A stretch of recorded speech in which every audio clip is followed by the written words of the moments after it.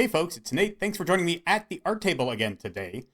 A Woman Underground is the fourth novel in the Cameron Winter series by Andrew Klavan, a series of mystery thrillers revolving around English professor and ex-spy Cameron Winter. This is a series that has filled me with an odd sense of delight since I read the first book, When Christmas Comes. To explain that, I think I have to backpedal a bit to when I first read Andrew Klavan's The Great Good Thing, which is a memoir of how he came to love writing, literature, and eventually, Jesus Christ. For a person who is fond of all three of those things, Klavan's memoirs were fascinating reading. However, after The Great Good Thing, and listening to a few of his podcasts, I thought I might try one of his novels out, and I wound up buying a book called Werewolf Cop. Now, perhaps I should add a disclaimer. In his nonfiction prose and his podcasting, Klavan is witty, wry, and humorous, beginning most of his shows with a 2 to 3 minute satire segment and inviting his audience to laugh with him through the fall of the Republic. I was aware that Klavan's fiction was focused on gritty tales of crime. However, I think I can be forgiven if my expectations for a book titled Werewolf Cop were slightly colored by how Klavan speaks when addressing his audience directly. Klavan's stories are fascinated with the darkest parts of human nature. They are also wrapped up in the question of how we, as people, must fight back against that darkness. However, in order to properly ask that question, he first has to take us deep into the worst parts of our nature to confront who we really are when all the lies we tell about how nice and kind we are get stripped away. We must know the enemy before we can fight it.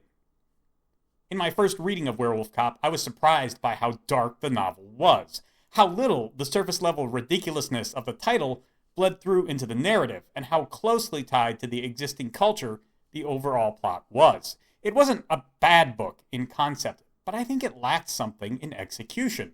The protagonist was an interesting character, but his ability to grapple with the evil of his situation seemed almost off-kilter. The darkness of the situation felt like it should have been something that had a much bigger impact on him, on his family, on his life, and we didn't see any of that in the story. All this brings me back to Cameron Winter.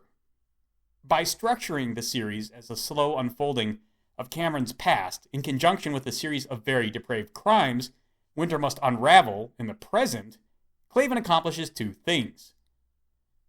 He allows Cameron to grapple with the present from a position of semi-detachment.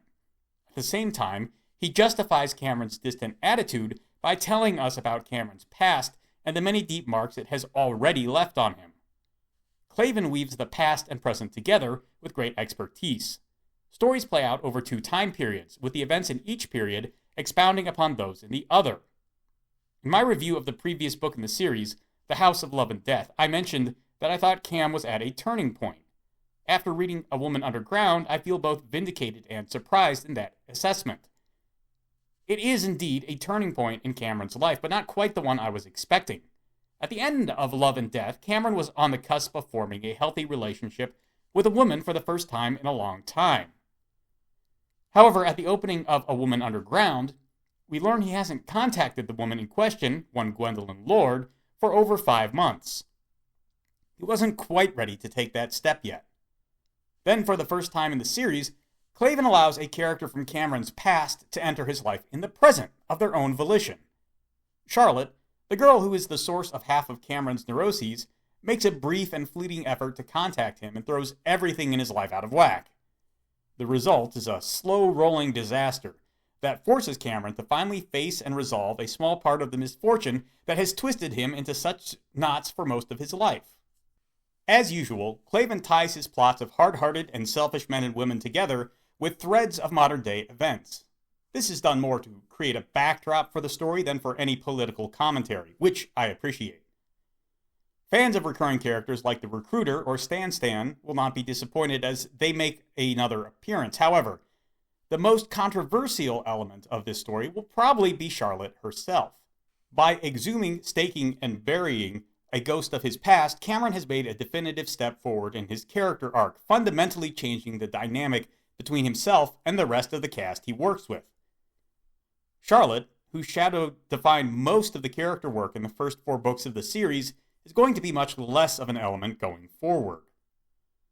Some readers, particularly those enamored of the predictable formula of television, may dislike that. I am optimistic that it signals we are going to go even deeper into the element that made the series appeal to me in the first place: Cameron's past and how it shapes his present. After all, like the protagonist of Werewolf Cop, Cameron has seen a lot of the evils of human nature, but now we are actually seeing him grapple with that while he is also doing the great good things he is called to. A Woman Underground also has an interesting meta-commentary weaving through it on the nature of story itself, something most authors can't help but slip into their work at some point or another. Both Cameron and Margaret, his therapist, comment on the hand of a storyteller at work in Cam's life. It's the first hint of faith we see from the otherwise agnostic protagonist, and a bit of tongue-in-cheek fun from Klavan himself. More than that, there is a subplot early in the story that hinges on an author. The use of fiction to push an agenda and reframe a story is something that Klavan has some thoughts on, and normally, an author would use this as a plot element where they make their apologia for playing God. But Klavan chooses to refrain from this particular cliché. Instead, that kind of editorializing author is left to a rather ignoble fate. As an author myself, I can agree with that message, but as a reader, it did feel a little intrusive. Fortunately, it's not enough of a major plot thread to create a negative impact on an otherwise excellent story. While others may come away with a different opinion, I implore you not to let doubts about such a storyline keep you from enjoying a well-told tale. As usual, I look forward to Klavan's next work, whether it be fiction or nonfiction. Hopefully, we'll see it soon. If you've already read A Woman Underground and you're looking for another piece of fiction that you may enjoy, might I ask you to consider my own book, Have Spell Will Travel, a collection of 4 novellas and 4 short stories chronicling the adventures of Roy Harper, a mercenary in a West that never was, seeking to make the world a better place and not a worse one. You can pick up an ebook of that in the link down below, and I'm working on putting together a paperback, which will hopefully be available sometime after the new year.